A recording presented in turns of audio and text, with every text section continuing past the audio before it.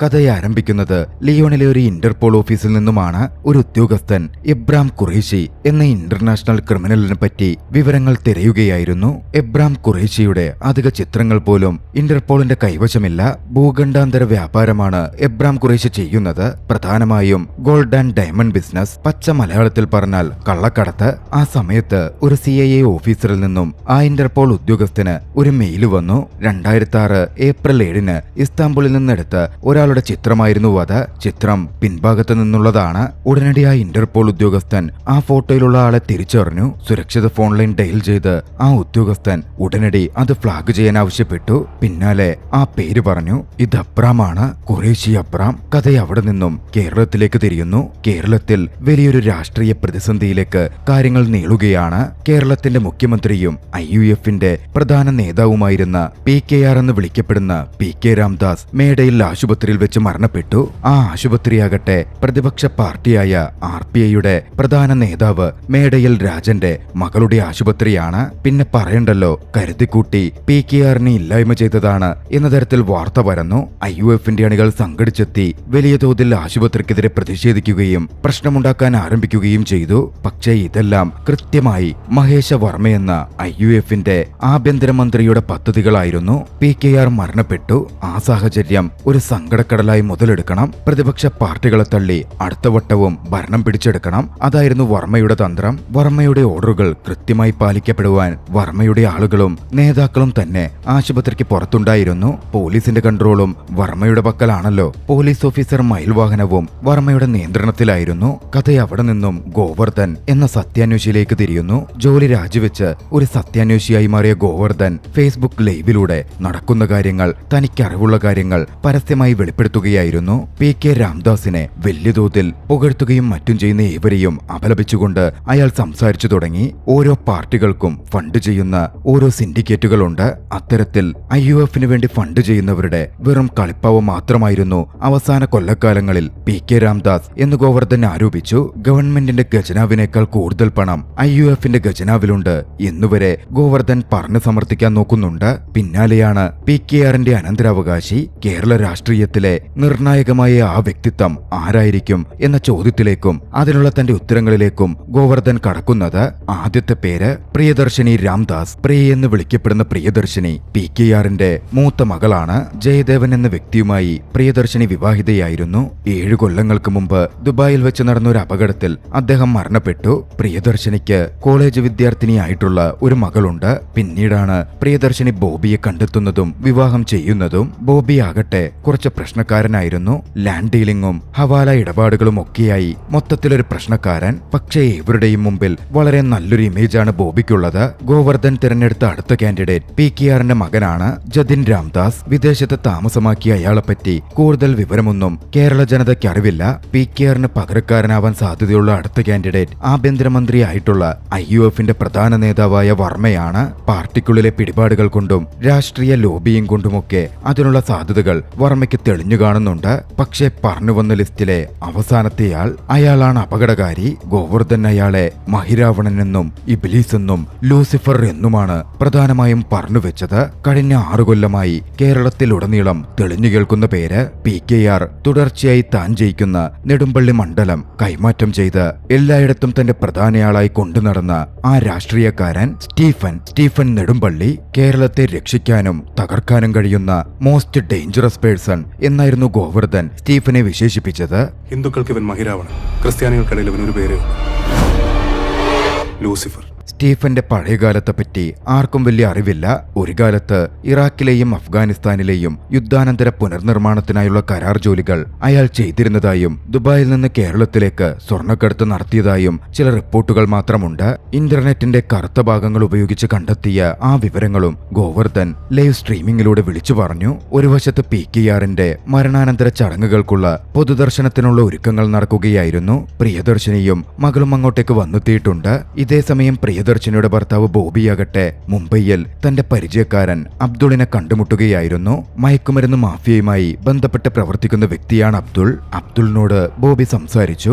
ഒരു മാസം മുമ്പ് PKR തന്നെ വിളിപ്പിച്ചിരുന്നെന്നും മയക്കുമരുന്ന് വിൽപ്പനയും അതിന്റെ ട്രാൻസ്പോർട്ടിങ്ങും ഒക്കെ നിർത്താൻ തന്നോട് അവസാനമായി കട്ടായത്തിൽ പറഞ്ഞിരുന്നതായും ബോബി അബ്ദുളിനോട് പറഞ്ഞു. പക്ഷേ ഇപ്പോൾ PKR ഇല്ലാതായിരിക്കുന്നു. IUF എന്ന രാഷ്ട്രീയ സംഘടനയ്ക്ക് ഫണ്ടിംഗ് ആവശ്യമുണ്ട്. നിലവിൽ മണപ്പാട്ടിൽ എന്ന് പറയുന്ന വലിയ ബിസിനസ് ഗ്രൂപ്പാണ് IUFന് ഫണ്ട് ചെയ്യുന്നത്. മണപ്പാട്ടിൽ ചാണ്ടിയാണ് അതിന്റെ ലീഡ്. പക്ഷേ മയക്കുമരുന്ന് വിൽപ്പനയുടെ പണം ഉപയോഗിച്ച് IUF ഫണ്ട് ചെയ്താൽ കേരളത്തിൽ IUF ഭരണത്തിൽ വന്നാൽ സംഘത്തിന് കിട്ടുന്ന ഗുണങ്ങളെപ്പറ്റിയും മികച്ച വിൽപ്പനയെപ്പറ്റിയുമൊക്കെ അബ്ദുളിനെ ബോബി ബോധിപ്പിച്ചു. അങ്ങനെ ബോബിയുടെ നേതൃത്വത്തിൽ IUFന് മയക്കുമരുന്ന് മാഫിയ ഫണ്ട് ചെയ്യും എന്ന തീരുമാനം വന്നു. മാഫിയ ലീഡർ ഫിയദോറുമായി നേരിട്ട് ബോബി സംസാരിച്ചു. ഫണ്ടിങ്ങിന്റെ ആദ്യഘട്ടം 1000 കോടി 200 രൂപ നോട്ടുകളായി തങ്ങൾക്കെത്തിക്കണം എന്ന് ബോബി ആവശ്യപ്പെട്ടു. പിന്നീട് ഓരോ മാസവും 250 കോടി വീതം. പകരം മയക്കുമരുന്ന് മാഫിയ ആവശ്യപ്പെട്ടത് കേരളത്തിലുടനീളം മയക്കുമരുന്ന് വിറ്റഴിക്കാനുള്ള അവസരമായിരുന്നു. അവിടെ ഒരു ഫാക്ടറി തുടങ്ങാനുള്ള അവസരവും അവർ സൂചിപ്പിച്ചു. അബ്ദുൾ പ്രത്യേകം ഒരു കാര്യം ബോബിയോട് എടുത്തു പറഞ്ഞു. നെടുമ്പള്ളി മണ്ഡലത്തിൽ പൂട്ടിപ്പോയ ഒരു ഫാക്ടറിയുണ്ട്.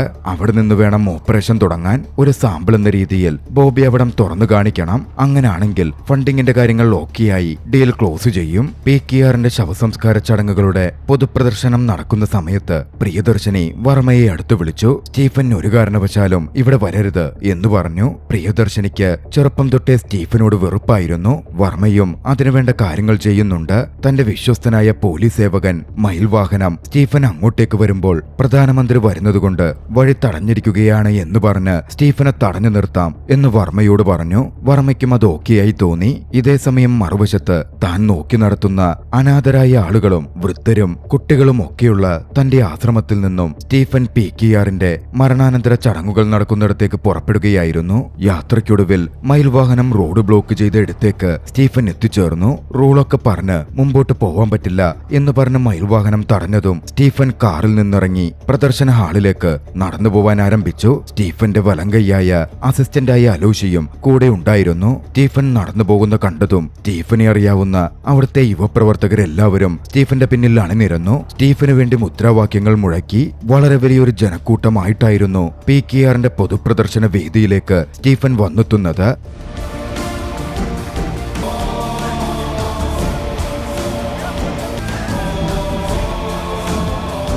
ആ കാഴ്ച ഏവരെയും ഞെട്ടിച്ചിരുന്നു. സ്റ്റീഫൻ ചെന്ന് PKRന് ആദരാഞ്ജലികൾ അർപ്പിച്ചു. ശേഷം തിരികെ പോന്നു. PKRന്റെ ചിത കത്തിക്കേണ്ടുന്ന മകൻ ജതിൻ രാംദാസ് എത്തിയിരുന്നില്ല. ഏറ്റവും ഒടുവിൽ ജതിൻ അയച്ച മെസ്സേജ് അവനൊരു ക്യാമ്പിങ്ങിന് പോവുകയായിരുന്നു എന്നാണെന്ന് പ്രിയദർശിനി പറഞ്ഞു. പ്രിയ തന്നെ ചിത കൊളുത്താൻ തീരുമാനിക്കുകയാണ്.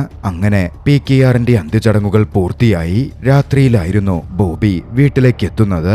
വന്നപാടെ ബോബി പ്രിയയെ കണ്ട് കുശലാന്വേഷണം നടത്തി. ശേഷം ജാൻവി എവിടെയെന്ന് ചോദിച്ചു. പ്രിയ മകൾ ജാൻവിയും അത്ര നല്ല ടേംസിലല്ല. അവൾ മുറിയിലുണ്ട് എന്ന് പ്രിയ പറഞ്ഞപ്പോ ബോബി അങ്ങോട്ടേക്ക് ചെല്ലുകയാണ്. ജാൻവി മയക്കുമരുന്നിന് അഡിക്റ്റായി കഴിഞ്ഞിരുന്നു. അന്നും അങ്ങോട്ടേക്കെത്തിയ ബോബി ജാൻവിക്ക് മയക്കുമരുന്ന് കൊടുത്തു. അവളെ കടന്നുപിടിക്കാനും ഒരു ശ്രമം നടത്തി. ജാൻവി അതിൽ നിന്ന് ഒഴിഞ്ഞുമാറി. പ്രതികരിക്കാൻ പോലും പറ്റാത്ത നിസ്സഹായാവസ്ഥയിലായിരുന്നു ജാൻവി എന്ന ആ പെൺകുട്ടി. ഇതിൽ നിന്നൊക്കെ രക്ഷ നേടാനായിട്ടായിരുന്നു അവൾ മയക്കുമരുന്നിൽ അഭയം തേടിയതും. ബോബിയായിരുന്നു അവൾക്ക് മയക്കുമരുന്ന് കൊടുത്തുകൊണ്ടിരുന്നതും. വൈകാതെ IUFന്റെ മന്ത്രിതല മീറ്റിംഗ് നടക്കുകയായിരുന്നു. ബോബി അങ്ങോട്ടേക്ക് കടന്നു വന്നു. PK രാംദാസിന്റെ ചെയറിലിരുന്നു. ശേഷം പുതുതായി ഉണ്ടാക്കാൻ പോകുന്ന മന്ത്രിസഭയെപ്പറ്റി വർമ്മയോട് ചോദിച്ചറിഞ്ഞു. പക്ഷേ അത് ബോബി കീറിക്കളയുകയും IUFന് പുതിയ ഫണ്ടേഴ്സിനെ താൻ കണ്ടെത്തിയിട്ടുണ്ടെന്നും അവർ IUFന് ഫണ്ട് ചെയ്യും എന്ന് പറയുകയും ജതിൻ രാംദാസിനെ അടുത്ത മുഖ്യമന്ത്രി സ്ഥാനാർത്ഥിയായി ബോബി പ്രഖ്യാപിക്കുകയും ചെയ്തു. പീതാംബരൻ എന്ന പാർട്ടിയിലെ ഒരു പ്രധാന നേതാവ് അതിനെതിരെ പ്രതികരിച്ചു. ബോബിയുടെ നീക്കങ്ങൾ പീതാംബരൻ ഇഷ്ടപ്പെട്ടിരുന്നില്ല. പീതാംബരൻ അവിടെ നിന്നിറങ്ങിപ്പോന്നു. വലിയ ഫണ്ടിംഗ് വരും. ഇപ്പോൾ കിട്ടുന്ന ഫണ്ടിന്റെ 3 ഇരട്ടി ഓരോരുത്തർക്കും കിട്ടും എന്ന് ബോബി പ്രഖ്യാപിച്ചതോടെ ബാക്കിയുള്ളവരൊക്കെ ബോബിയുടെ കൂടെ നിൽക്കാൻ തീരുമാനിച്ചു. പിന്നാലെ വർമ്മ ബോബിയുടെ കാര്യങ്ങൾ ഗൗരവകരമായി സംസാരിച്ചു. പാർട്ടിയിൽ വളർന്നു വരുന്ന പ്രധാനപ്പെട്ട ഒരു നേതാവാണ് സ്റ്റീഫൻ. സ്റ്റീഫനെ വെറുപ്പിച്ച് മാറ്റി നിർത്തുന്നത് അത്ര പന്തിയല്ല. നയതന്ത്രപരമായി സ്റ്റീഫനോട് ഇടപെടണം. നെടുമ്പള്ളിയിൽ ആശ്രമം നടത്തിക്കൊണ്ട് സ്റ്റീഫന് വലിയ പേര് തന്നെയുണ്ട്. സ്റ്റീഫനും കൂടെ നിന്നാൽ ഒക്കെ സ്മൂത്തായിട്ട് നടക്കും. വർമ്മയുടെ വാക്കുകൾ ശരിയാണ് ശരിയാണ് എന്ന് ബോബിക്കും തോന്നി. അതോടെ സ്റ്റീഫനെ ഒരു ചർച്ചയ്ക്ക് ബോബി ക്ഷണിക്കുകയാണ്. വർമ്മയും അവിടെ ഉണ്ടായിരുന്നു. സംസാരത്തിൽ ഫണ്ടിങ്ങിന്റെ കാര്യം കടന്നു വന്നു. നിലവിൽ IUF ഫണ്ട് ചെയ്യുന്ന മണപ്പാട്ടിൽ ചാണ്ടിയുടെ കാര്യങ്ങൾ മോണിറ്റർ ചെയ്യാൻ മരിക്കുന്നതിന് മുമ്പ് PKR തന്നെ ചുമതലപ്പെടുത്തിയിരുന്നു എന്ന് സ്റ്റീഫൻ വർമ്മയോട് പറഞ്ഞു. പക്ഷേ മണപ്പാട്ടിൽ തരുന്ന ഫണ്ട് IUF പോലെ 150 കൊല്ലം പഴക്കമുള്ള ഒരു പാർട്ടിക്കിനി മതിയാവില്ലെന്നും എതിരാളികളോട് പൊരുതി നിൽക്കാൻ കൂടുതൽ ഫണ്ട് വേണം, ബോബി ഒരു ഫണ്ടേഴ്സിനെ കൊണ്ടുവന്നിട്ടുണ്ട് എന്നും വർമ്മ കൂട്ടിച്ചേർക്കുകയാണ്. ആരാണ് ആ ഫണ്ടർ എന്ന് സ്റ്റീഫൻ ചോദിച്ചു. ബോബി പക്ഷേ ആദ്യം അത് വിട്ടുപറയാൻ കൂട്ടാക്കിയില്ല. പക്ഷേ സ്റ്റീഫൻ അത് മയക്കുമരുന്ന് മാഫിയയാണ് എന്ന് തിരിച്ചറിഞ്ഞിരുന്നു. സ്റ്റീഫൻ അത് ചോദ്യം ചെയ്തപ്പോ ബോബി സമ്മതിച്ചു. മയക്കുമരുന്ന് കേരളത്തിലുടനീളം വിറ്റഴിക്കാൻ പോകുന്ന ആ ഒരു ഫണ്ടിങ്ങിന് കൂട്ടുനിൽക്കാൻ സ്റ്റീഫന് പറ്റില്ലായിരുന്നു. അത് നടക്കില്ലെന്ന് തീർത്ത് പറഞ്ഞുകൊണ്ട് സ്റ്റീഫൻ അവിടെ നിന്നിറങ്ങി. കാര്യങ്ങൾ ഇനി സ്മൂത്തായി നടക്കണമെങ്കിൽ ബോബിക്ക് മുമ്പിൽ ഒരു വഴിയേ ഉണ്ടായിരുന്നുള്ളൂ, സ്റ്റീഫനെ തകർക്കുക. സ്റ്റീഫൻ അതിന് വഴി കണ്ടെത്തിയത് മീഡിയയിലൂടെയാണ്. IUF ഫണ്ട് ചെയ്യുന്ന ഒരു ചാനലുണ്ട്, NPTV എന്നാണ് ചാനലിന്റെ പേര്. NPTV CEO സഞ്ജീവനെ കണ്ട് NPTVയുടെ എല്ലാ ഫണ്ടിംഗ് ഇഷ്യൂസും താൻ പരിഹരിക്കാമെന്നും സ്റ്റീഫനെതിരെ ഒരു സ്മിയർ ക്യാമ്പയിൻ ആരംഭിക്കാനും ബോബി ആവശ്യപ്പെട്ടു. പ്രതിസന്ധിയിലായിരുന്ന NPTVയെ രക്ഷിക്കാൻ ബോബിയെ കൂട്ടുപിടിക്കാതെ സഞ്ജീവിന് മറ്റു വഴികളുണ്ടായിരുന്നില്ല. ആ സമയത്താണ് ഗോവർദ്ധൻ ചെയ്ത വീഡിയോ സഞ്ജീവ് ശ്രദ്ധിക്കുന്നത്. സ്റ്റീഫനെതിരെയുള്ള തെളിവുകൾ ഗോവർദ്ധന്റെ കയ്യിലുണ്ടെങ്കിലോ എന്ന് കരുതി തന്റെ ഒരു റിപ്പോർട്ടറെ സഞ്ജീവ് ഗോവർദ്ധന്റെ അടുക്കലേക്ക് പറഞ്ഞയച്ചു. സത്യങ്ങൾ പുറത്തുവിടുന്ന സ്വതന്ത്രമായ ഒരു ചാനൽ തങ്ങൾ തുടങ്ങുന്നു എന്ന മട്ടിലായിരുന്നു റിപ്പോർട്ടുകൾ ആവശ്യപ്പെട്ട് ആ റിപ്പോർട്ടർ ഗോവർദ്ധന്റെ അടുത്തെത്തുന്നത്. പക്ഷേ ഗോവർദ്ധന്റെ പക്കൽ സ്റ്റീഫനെ പറ്റി ഒരുപാട് തെളിവുകൾ ഉണ്ടായിരുന്നില്ല. ഉണ്ടായിരുന്നതാകട്ടെ ബോബിയെ പറ്റിയുള്ള, ബോബിയുടെ ബാക്ക്ഗ്രൗണ്ടിനെ പറ്റിയുള്ള, പ്രശ്നങ്ങളെ പറ്റിയുള്ള തെളിവുകളും അത് സൂക്ഷിച്ച ഫയലുമായിരുന്നു. എക്സ് ഫയൽസ് എന്നായിരുന്നു ഗോവർദ്ധൻ അതിന് പേരിട്ടിരുന്നത്. ആ ഫയൽ റിപ്പോർട്ടറുടെ കയ്യിൽ വന്നു. റിപ്പോർട്ടർ അത് സഞ്ജീവിന് കൈമാറി. ബോബിയുടെ ആളായ സഞ്ജീവ് ആകട്ടെ അത് ബോബിക്ക് കൊടുത്തു. പിന്നെ പറയണ്ടല്ലോ, വൈകാതെ ഗോവർദ്ധൻ തട്ടിക്കൊണ്ടുപോകപ്പെടുകയാണ്. IUF പ്രവർത്തകനായ മുരുകനായിരുന്നു ആ പ്രവൃത്തി ചെയ്തത്. ഗോവർദ്ധനെ പിടികൂടി ഒരു സുരക്ഷാ കേന്ദ്രത്തിൽ അയാൾ അടച്ചു. അവിടെ ഗോവർദ്ധന് വേണ്ട എല്ലാ സൗകര്യങ്ങളും ഉണ്ടായിരുന്നു. ഗോവർദ്ധന് ഒരു ഭാര്യയും മകളുമുണ്ട്. ഗോവർദ്ധൻ സത്യാന്വേഷിയായതിൽ പിന്നെ മാനസിക ബുദ്ധിമുട്ടുകൾ നേരിട്ടിരുന്നു. അതിൽ പിന്നെ അവർ ഗോവർദ്ധനിൽ നിന്ന് അകന്നു കഴിയുകയാണ്. അധികം വൈകാതെ ബോബിക്ക് അബ്ദുളിന്റെ കോൾ വന്നു. നെടുമ്പള്ളിയിലെ ഫാക്ടറിയിലേക്ക് ആവശ്യമായ കെമിക്കൽസും ഉപകരണങ്ങളും താൻ അയക്കുന്നുണ്ടെന്നും അതിനുവേണ്ട കാര്യങ്ങൾ ചെയ്തോളാനും അബ്ദുൾ ബോബിക്ക് നിർദ്ദേശം കൊടുത്തു. ആ ഫാക്ടറി സ്റ്റാർട്ട് ചെയ്താലാണല്ലോ ഫണ്ടിംഗ് വരികയുള്ളൂ. ബോബി അതുകൊണ്ട് തന്നെ അതിനോക്കെ പറയുകയും ചെയ്തു. അടുത്ത ദിവസം കാടിനകത്തുള്ള ആ ഫാക്ടറിയിലേക്ക് അനധികൃതമായി ആളുകൾ പോകുന്നത് സ്റ്റീഫന്റെ ഒരാൾ കണ്ടിരുന്നു. അയാളത് സ്റ്റീഫനോട് പറഞ്ഞു. അയാളെയും കൂട്ടി സ്റ്റീഫൻ ഫാക്ടറിയിലേക്ക് പുറപ്പെടുകയാണ്. സ്റ്റീഫൻ അങ്ങനെ തനിച്ചു പോകുന്നത് അലോഷി ശ്രദ്ധിച്ചിരുന്നു. അലോഷി സ്റ്റീഫനെ പിന്തുടർന്നു. ഫാക്ടറിയിൽ വെച്ച് ആയുധമേന്തിയ ആളുകൾ സ്റ്റീഫനെ തടയാനും പ്രശ്നമുണ്ടാക്കാനും ശ്രമിച്ചു. അവിടെ പിന്നെ നടന്ന കാഴ്ച കണ്ട് അലോഷി അക്ഷരാർത്ഥത്തിൽ ഞെട്ടിപ്പോയിരുന്നു. എതിരാളികളെ സ്റ്റീഫൻ വെടിവെച്ച് കൊല്ലുന്നതും അടിച്ചൊതുക്കുന്നതുമായ കാഴ്ചയായിരുന്നു അത്. സ്റ്റീഫന്റെ ആ ഒരു മുഖം അലോഷി അന്നേ വരെ കണ്ടിരുന്നില്ല. പിന്നെയാണ് ഒരു കാര്യം വ്യക്തമാകുന്നത്. സ്റ്റീഫന്റെ അടുത്തുള്ള വർമ്മയുടെയും ബോബിയുടെയും ആളായിരുന്നു അലോഷി. താൻ കണ്ട വിവരങ്ങൾ ഭയത്തോടെ തന്നെ അലോഷി ബോബിക്കും വർമ്മയ്ക്കും അടുത്ത് വിശദീകരിച്ചു.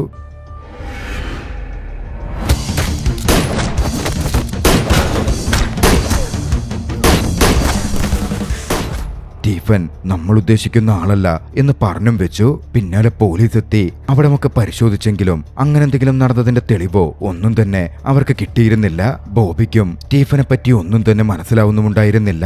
അങ്ങനെയിരിക്കെ പ്രിയ ധ്യാനത്തിലായിരുന്ന സമയത്ത് ബോബി പ്രിയയുടെ ഒരു ഡയറി എടുത്തു. സ്റ്റീഫനെ പറ്റി അതിലെന്തെങ്കിലും ഉണ്ടാവുമോ എന്നറിയുവാൻ അത് തുറന്നു വായിച്ചു. അത് വായിച്ചപ്പോൾ ബോബിക്കൊരു കാര്യം മനസ്സിലായി. വളരെ ചെറുപ്പത്തിൽ വീട്ടിലേക്ക് സ്റ്റീഫനെ PKR കൊണ്ടുവരികയായിരുന്നു. എവിടെ നിന്നാണ് സ്റ്റീഫൻ വന്നതെന്നൊന്നും ആർക്കും തന്നെ അറിവില്ല. പക്ഷേ സ്റ്റീഫന്റെ വരവ് വീട്ടിൽ പ്രശ്നങ്ങൾ ഉണ്ടാക്കാൻ തുടങ്ങി. PKRന് എന്നും സംശയമുണ്ടായിരുന്ന PKRന്റെ ഭാര്യ സ്റ്റീഫൻ PKRന്റെ മകനാണെന്ന് കരുതി വീട്ടിൽ വളരെ വലിയ പ്രശ്നങ്ങൾ ആരംഭിച്ചു. അച്ഛനും അമ്മയും തമ്മിൽ എപ്പോഴും തമ്മിത്തല്ലായി. അതെല്ലാം പ്രിയയെ വല്ലാതെ വേദനിപ്പിക്കുകയും സ്റ്റീഫനാണ് അതിനുള്ള കാരണം എന്നുള്ളതുകൊണ്ട് സ്റ്റീഫനോട് ദേഷ്യമുണ്ടാക്കുകയും ചെയ്തു. മാത്രമല്ല PKR സ്റ്റീഫനോട് കാണിക്കുന്ന കൂടുതൽ വാത്സല്യവും സ്നേഹവും പ്രിയയെ അന്നേ ചൊടിപ്പിച്ചിരുന്നു. പിന്നീട് അമ്മ മരണപ്പെട്ടപ്പോൾ പ്രിയ വാശി പിടിച്ചു സ്റ്റീഫൻ വീട്ടിലുണ്ടെങ്കിൽ താൻ ഭക്ഷണം കഴിക്കില്ലെന്ന് പറഞ്ഞു. ഒടുവിൽ പ്രിയയുടെ വാശി ജയിച്ചു സ്റ്റീഫനെ PKR ആശ്രമത്തിലേക്ക് മാറ്റി. അങ്ങനായിരുന്നു ആശ്രമത്തിൽ സ്റ്റീഫൻ എത്തിപ്പെടുന്നതും. വൈകാതെയാണ് അത് സംഭവിക്കുന്നത്. ബോബിയുടെ അടുത്ത പദ്ധതി സ്റ്റീഫന്റെ ഇമേജ് തകർക്കാൻ ബോബി കണ്ടെത്തിയ വഴിയായിരുന്നു അത്. തന്റെ ആളായ അലോഷി ഉപയോഗിച്ച് ആശ്രയത്തിൽ അച്ഛനാരെന്നറിയാതെ പ്രസവിച്ചു കഴിയുന്ന അപർണ എന്ന പെണ്ണിനെ അവർ സ്വാധീനിച്ചു. യാഥാർത്ഥ്യത്തിൽ അത് അലോഷിയുടെയും അപർണയുടെയും കൊച്ചായിരുന്നു. അപർണ അതാരോടും പറഞ്ഞിട്ടുണ്ടായിരുന്നില്ല.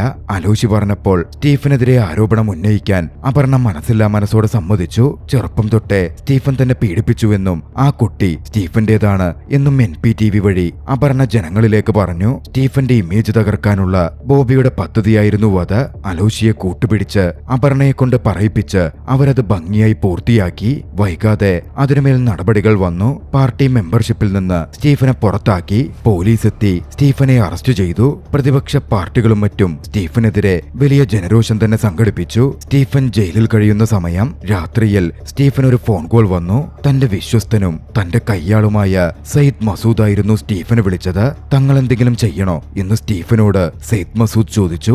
ഇപ്പോഴൊന്നും വേണ്ടെന്നായിരുന്നു സ്റ്റീഫന്റെ മറുപടി. വൈകാതെ ജതിൻ രാംദാസ് കേരളത്തിൽ ലാൻഡ് ചെയ്യുകയാണ്.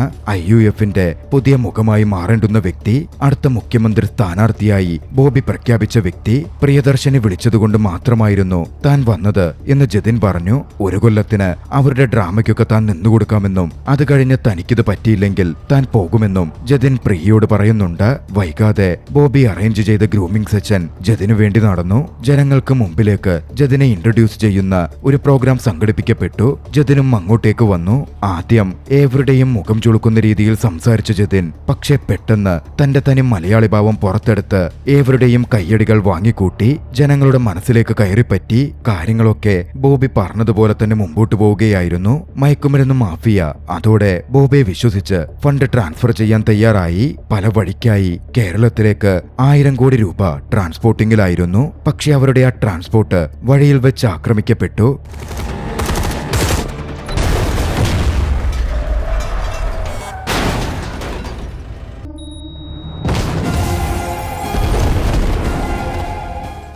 അത് ചെയ്തതാകട്ടെ സയ്യിദ് മസൂദും സംഘവുമായിരുന്നു. മിഷൻ അവസാനിച്ചതും സെയ്ദത് തന്റെ ബോസായ സ്റ്റീഫന് റിപ്പോർട്ട് ചെയ്യുകയും ചെയ്തു. പണം നശിപ്പിക്കപ്പെട്ടത് വൈകാതെ ഫിയദോറിന്റെയും അബ്ദുളിന്റെയും ചെവിയിലെത്തി. അബ്ദുൾ ഏറെ രോഷാകുലനായിരുന്നു.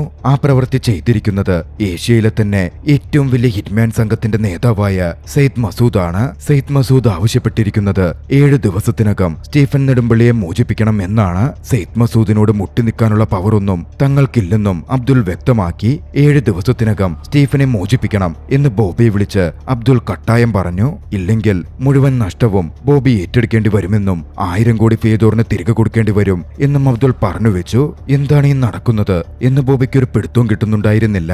പക്ഷേ പ്രശ്നം വഷളാവുകയാണ്. സ്റ്റീഫനെ പുറത്തിറക്കണം എന്നാവശ്യപ്പെട്ട് ബോബി വർമ്മയെ ചെന്ന് കണ്ടു. പക്ഷേ വർമ്മ ആദ്യമേ ബോബി പറയുന്ന പോലെ അങ്ങോട്ടും ഇങ്ങോട്ടും ചാടാൻ എളുപ്പത്തിൽ പറ്റില്ലെന്നും അത് വലിയ പ്രശ്നമാണെന്നും പറഞ്ഞ് ബോബിയോട് ദേഷ്യപ്പെട്ടു. പക്ഷേ ബോബി വർമ്മയെ ഭീഷണിപ്പെടുത്തിക്കൊണ്ട് വർമ്മയെയും വലിച്ചിട്ട് പ്രശ്നങ്ങൾ ഒതുക്കി തീർക്കും താനെന്ന് പറഞ്ഞതോടെ വർമ്മ ബോബിക്ക് കീഴ്പ്പെട്ടു. വർമ്മ പിന്നാലെ മേടയിൽ രാജനെ ചെന്ന് കണ്ടു. സ്റ്റീഫനെ വകവരുത്താൻ മേടയിൽ രാജന്റെ സഹായം ചോദിച്ചു. പൂജപ്പുര ജയിലിലുള്ള തന്റെ ആളുകളെ വെച്ച് സ്റ്റീഫനെ വകവരുത്താൻ മേടയിൽ രാജൻ ഒരു ശ്രമം നടത്തി. പക്ഷേ സ്റ്റീഫൻ അവരെയൊക്കെ അടിച്ചിടുകയാണ്.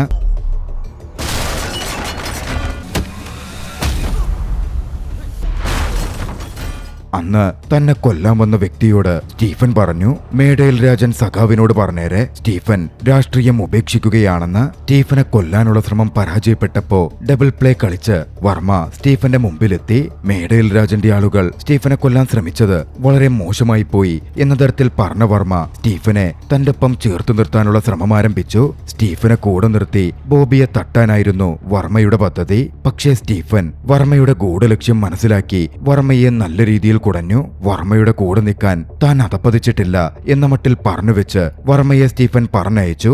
വൈകാതെ ബോബി അലോഷിയെ കൊണ്ട് അപർണയോട് വീണ്ടും സംസാരിപ്പിച്ചു. നേരത്തെ പറഞ്ഞ കാര്യങ്ങൾ തിരുത്തി പറയാൻ അപർണ നിർബന്ധിതയായി. ടിവിക്ക് മുമ്പിൽ വന്ന് സ്റ്റീഫൻ നിരപരാധിയാണെന്നും ചിലർ ഭീഷണിപ്പെടുത്തിയതുകൊണ്ടാണ് തനിക്കന്നത്തരത്തിൽ പറയേണ്ടി വന്നത് എന്നും അപർണ പറഞ്ഞു. അതോടെ നിരപരാധിയായി തെളിയിക്കപ്പെട്ട് സ്റ്റീഫൻ ജയിലിൽ നിന്ന് പുറത്തേക്കിറങ്ങുകയാണ്. ഈ സമയം മറ്റൊന്നുകൂടി സംഭവിച്ചു. ഹോസ്റ്റലിലേക്ക് മാറിയിരുന്ന ജാൻവി മയക്കുമരുന്ന് ഓവർഡോസായി കുളിമുറിയിൽ വീണുകിടന്നിരുന്നു. അവിടുത്തെ ആളുകൾ അവളെ ആശുപത്രിയിൽ എത്തിച്ചു. ആ വിവരം പ്രിയയുടെ ചെവിയിലും എത്തി. എവിടെ നിന്നാണ് അവൾക്ക് മയക്കുമരുന്ന് കിട്ടിയത് എന്ന് ചോദിച്ച് പ്രിയ ജാൻവിയോട് ദേഷ്യപ്പെട്ടു.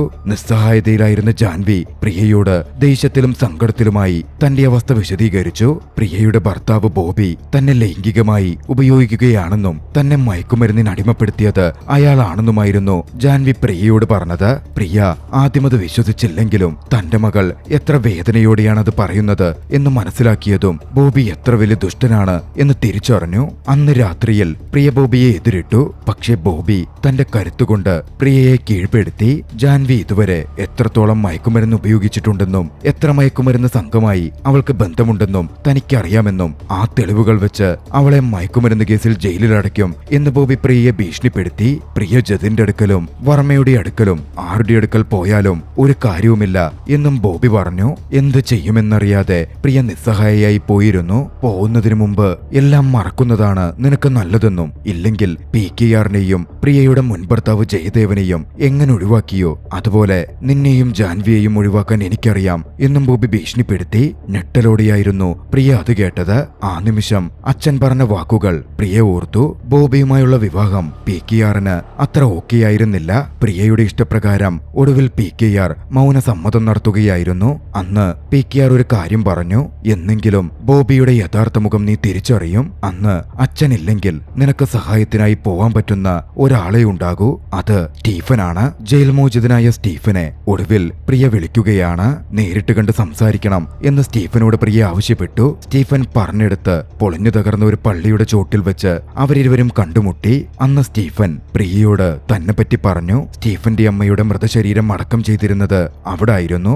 അച്ഛൻ മുമ്പേ മരണപ്പെട്ടതാണെന്നും അമ്മയും മരണപ്പെട്ട് തനിച്ചായിപ്പോയ തന്നെ PKR വീട്ടിലേക്ക് കൂട്ടിക്കൊണ്ടു വന്നതാണ് എന്നുമായിരുന്നു സ്റ്റീഫൻ വ്യക്തമാക്കിയത്. സ്റ്റീഫനെ താൻ എത്രത്തോളം ദ്രോഹിച്ചിരുന്നു എന്നോർത്തപ്പോൾ പ്രിയക്ക് ദുഃഖം തോന്നിയിരുന്നു. പിന്നാലെ താൻ നേരിടുന്ന പ്രശ്നവും ബോബിയെപ്പറ്റിയും അവൾ സ്റ്റീഫനെ അറിയിച്ചു. കൂട്ടത്തിൽ മറ്റൊരു കാര്യവും ജാൻവിയുടെ കേസ് വിവരവും മയക്കുമരുന്ന് കാര്യവും പോലീസ് ഓഫീസർ മയിൽവാഹനവും അറിഞ്ഞിരുന്നു. മയിൽവാഹനം അതിന്റെ പേരിൽ പ്രിയയെ ഭീഷണിപ്പെടുത്താൻ ആരംഭിച്ചിരുന്നു. ഒക്കെ കേട്ടതും കാര്യങ്ങളൊക്കെ എന്നോട് പറഞ്ഞല്ലോ, ഒക്കെ ഞാൻ നോക്കിക്കോളാം എന്നായിരുന്നു സ്റ്റീഫൻ പ്രിയക്ക് ഉറപ്പ് കൊടുത്തത്. സ്റ്റീഫൻ പിന്നാലെ താൻ വളർന്ന ആശ്രയമെന്ന ആശ്രമത്തിന്റെ പ്രധാന നടത്തിപ്പുകാരനായിരുന്ന ഫാദറിനെ നേരിട്ട് കണ്ടു. താൻ പോവുകയാണെന്നും ഒരുപക്ഷെ ഇനിയൊരു തിരിച്ചുവരവുണ്ടാകില്ല എന്നും സ്റ്റീഫൻ അച്ഛനോട് പറഞ്ഞു. അന്ന് അച്ഛൻ ചോദിച്ചു, 15-ാം വയസ്സിൽ ഇവിടെ നിന്ന് കാണാതായ നീ പിന്നെയുള്ള 26 വർഷങ്ങളിൽ എവിടായിരുന്നു? പക്ഷേ സ്റ്റീഫൻ അതിന് കൃത്യമായ മറുപടി കൊടുത്തില്ല. തിരികെ PKR തന്റെ അച്ഛനാണോ എന്ന ചോദ്യം ഫാദറിനോട് തിരക്കി. PKR ആണ് സ്റ്റീഫന്റെ അച്ഛൻ എന്ന സൂചന ഫാദറിനുണ്ടായിരുന്നു. എന്നിരുന്നാലും ഫാദർ അത് പറയാൻ മടിച്ചു നിന്നു. ഉടൻ സ്റ്റീഫൻ ഫാദർ അത് പറയണ്ട എന്ന് പറഞ്ഞ് അവിടെ നിന്ന് തിരികെ എഴുന്നേറ്റ് നടന്നു. പിന്നീടധികം വൈകിയില്ല. സ്റ്റീഫൻ തന്റെ നടപടികൾ ആരംഭിച്ചു. ആദ്യഘട്ടത്തിൽ പ്രിയദർശിനിയെ ദ്രോഹിച്ച് ഭീഷണിപ്പെടുത്തിയ മയിൽവാഹനത്തെ സ്റ്റീഫൻ തന്റെ ആളുകളെ ഉപയോഗിച്ച് വകവരുത്തി. ശേഷം സ്റ്റീഫൻ NPTV CEO സഞ്ജീവനെ കണ്ടു. ബോബിയുടെ ഫണ്ടിംഗ് വരാത്തതുകൊണ്ട് NPTV പ്രതിസന്ധിയിലായിരുന്നു. ചാനലിന് ഫണ്ടിംഗ് അടക്കം കൊടുത്ത് ചാനൽ ഏറ്റെടുത്ത സ്റ്റീഫൻ ചാനലിനി പ്രിയദർശിനിയുടെ നിർദ്ദേശം പോലായിരിക്കണം നടക്കേണ്ടത് എന്ന് സഞ്ജീവനെ അറിയിച്ചു. അടുത്ത ദിവസം ജതിൻ രാംദാസും പ്രിയദർശിനിയും ചേർന്ന് ഒരു പ്രസ് മീറ്റിംഗ് സംഘടിപ്പിക്കുന്നുണ്ടെന്നും അതിന് നിങ്ങൾ പ്രധാന കവറേജ് കൊടുക്കണം എന്നും പറഞ്ഞുകൊണ്ട് സ്റ്റീഫൻ അവിടെ നിന്നിറങ്ങി. വൈകാതെ പത്രസമ്മേളനം നടക്കുകയാണ്. ബോബിക്കെതിരെ ഗോവർദ്ധൻ കൊടുത്തിരുന്ന മുഴുവൻ തെളിവുകളും അടങ്ങിയ ഫയലുകൾ ജതിന്റെ കയ്യിലേക്ക് പ്രിയ എത്തിച്ചിരുന്നു.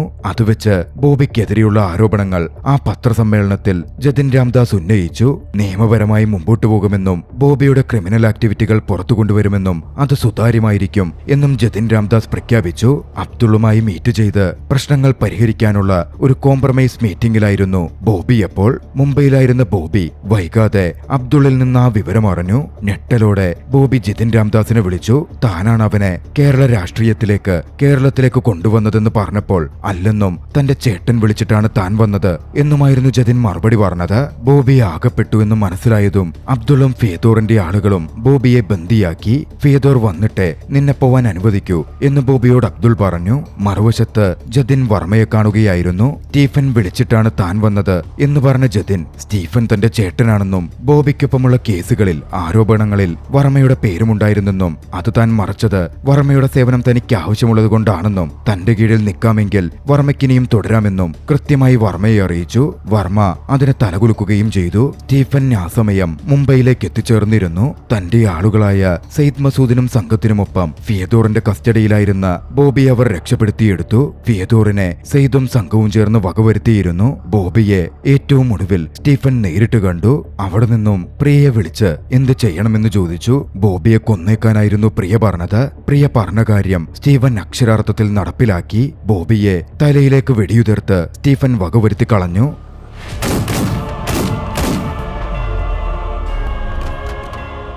ബോബി കൊല്ലപ്പെട്ട വിവരം വാർത്തയിലൂടെ ഏർ ചെയ്യപ്പെട്ടിരുന്നു. അത് കണ്ട് അലോഷി വല്ലാതെ പാനിക്കായി. സ്റ്റീഫനെതിരെ ബോബിയുടെ കൂടെ നിന്ന് അലോഷി കള്ളക്കേസുണ്ടാക്കുകയും കുറെ പ്രവർത്തിക്കുകയും ചെയ്തതാണല്ലോ. പേടിച്ച അലോഷി തന്റെ എതിരാളിയായി കണ്ടിരുന്ന മുരുകന്റെ അടുത്തെത്തി. മുരുകനും അലോഷിയും പാർട്ടി ഓഫീസിൽ നിന്ന് ഒറ്റപ്പെട്ട ഒരിടത്തേക്ക് പോയി മാറി നിന്ന് സംസാരിക്കാൻ തുടങ്ങി. ഇനി തങ്ങൾ ഒന്നിച്ചു നിൽക്കണമെന്നും ഇല്ലെങ്കിൽ പ്രശ്നമാണ് എന്നും അലോഷി മുരുകനോട് പറഞ്ഞു. ജതിനെയും വർമ്മയെയും ഇല്ലാതാക്കി അധികാരത്തിലേക്ക് എത്താം എന്ന തന്റെ തന്ത്രങ്ങളും ആലോചനയും മുരുകനുമായി അലോഷി പങ്കുവെക്കുന്നുണ്ട്. പക്ഷേ ആ സമയമാണ് ഒരു കാര്യം വ്യക്തമാകുന്നത്. അത്രനാളും വർമ്മയുടെ ആളായി വർമ്മയുടെ കൂടെ ഉണ്ടായിരുന്നെങ്കിലും മുരുകൻ യാഥാർത്ഥ്യത്തിൽ സ്റ്റീഫന്റെ ആളായിരുന്നു. സ്റ്റീഫന്റെ നിർദ്ദേശത്തിൽ മുരുകൻ അലോഷിയെ വെടിവെച്ച് കൊന്നുകളഞ്ഞു. വൈകാതെ അത്രനാൾ ബന്ദിയാക്കപ്പെട്ട ഗോവർദ്ധൻ മോചിപ്പിക്കപ്പെട്ട് ആശ്രയമെന്ന ആശ്രമത്തിലേക്ക് എത്തുകയാണ്. അപ്പോഴാണ് ഒരു കാര്യം വ്യക്തമാകുന്നതും. ബോബി ഗോവർദ്ധനെ കൊല്ലുമെന്നുറപ്പുള്ളതുകൊണ്ട് ഗോവർദ്ധനെ സംരക്ഷിച്ചത് മുരുകനെ ഉപയോഗിച്ച് സുരക്ഷിതമായിടത്ത് ബന്ദിയാക്കി താമസിപ്പിച്ചത് സ്റ്റീഫനായിരുന്നുവെന്ന് ഗോവർദ്ധൻ തന്നെ പറ്റിയറിഞ്ഞ കാര്യങ്ങളത്രയും സത്യമായിരുന്നു എന്നൊരു കത്തിലൂടെ സ്റ്റീഫൻ ഗോവർദ്ധനോട് പറഞ്ഞു. ഗോവർദ്ധൻ ഒരു സമ്മാനമായി ഗോവർദ്ധന്റെ ഭാര്യയെയും മകളെയും കൂടി ആശ്രമത്തിലേക്ക് സ്റ്റീഫൻ എത്തിച്ചിരുന്നു. അധികം വൈകാതെ ജതിൻ പാർട്ടി നേതാവായി മുഖ്യമന്ത്രിയായി തിരഞ്ഞെടുക്കപ്പെട്ടു. കേരള രാഷ്ട്രീയത്തിന്റെ കഥ ഒരു വശത്ത് തുടർന്നുകൊണ്ടേയിരിക്കുന്നു. ഇതേസമയം മറ്റൊരിടത്ത്, കൃത്യമായി പറഞ്ഞാൽ നോർത്തേൺ റഷ്യയിലെ മഞ്ഞ് പുതച്ച ഒരിടത്ത് സെയ്ദ് മസൂദും സംഘവും തങ്ങളുടെ ബോസിനായി കാത്തുനിൽക്കുകയായിരുന്നു. അങ്ങോട്ടേക്ക് അയാൾ വന്നിറങ്ങി. ഈ സമയം സെയ്ദിന് സ്വർണവും വജ്രവും കടത്തുന്ന സംഘാനി എന്ന പേരുള്ള വലിയൊരു മാഫിയ ലീഡറുടെ ഫോൺ കോൾ വരുന്നുണ്ടായിരുന്നു. എന്നെ തടയാൻ നിങ്ങളാരാടാ എന്നൊക്കെ ചോദിച്ചായിരുന്നു കോളിൽ അയാൾ സംസാരിച്ചു കൊണ്ടിരുന്നത്. തന്റെ അടുത്തേക്ക് വന്ന ബോസിന് സെയ്ദ് ആ കോൾ കൈമാറി. ഫോൺ എടുത്തത് സ്റ്റീഫനായിരുന്നു. തന്റെ യഥാർത്ഥ പേര് അല്ലെങ്കിൽ ലോകമറിയുന്ന ആ പേര് സ്റ്റീഫൻ സംഘാനിയോട് പറഞ്ഞു. Abram Khureshi Abram. സ്റ്റീഫനായി നാട്ടിലുണ്ടായിരുന്നത് ഖുറേഷി അബ്രാമാണെന്നും ലോകത്തെ തന്നെ നിയന്ത്രിക്കുന്ന വലിയൊരു ക്രൈം സിൻഡിക്കേറ്റിന്റെ തലവനാണ് അയാളെന്നും കൃത്യമായി സൂചിപ്പിച്ചുകൊണ്ട് ലൂസിഫർ അവസാനിക്കുന്നു. എമ്പുരാനിൽ എബ്രാം ഖുറേഷിയുടെ ബാക്കി കഥ നമുക്ക് നോക്കിക്കാണാം. 27-ന് തിയേറ്ററുകളിൽ എമ്പുരാൻ എത്തും. ഏവരും തിയേറ്ററിൽ നിന്ന് ചലച്ചിത്രം കാണുമല്ലോ. ലൂസിഫറിന്റെ കഥ നിങ്ങൾക്ക് ഇഷ്ടമായെങ്കിൽ വീഡിയോ ലൈക്ക് ചെയ്യുക. അഭിപ്രായങ്ങളും നിർദ്ദേശങ്ങളും കമന്റുകളിൽ രേഖപ്പെടുത്തുക. കഴിയുമെങ്കിൽ ചാനൽ സബ്സ്ക്രൈബ് ചെയ്തും കൂട്ടുകാർക്ക് ഷെയർ ചെയ്തു കൊടുത്തും ഞങ്ങളെ സപ്പോർട്ട് ചെയ്യുക. അടുത്ത എപ്പിസോഡിൽ മറ്റൊരു മികച്ച ചലച്ചിത്രവുമായി നമുക്ക് കണ്ടുമുട്ടാം. അതുവരെ ബൈ.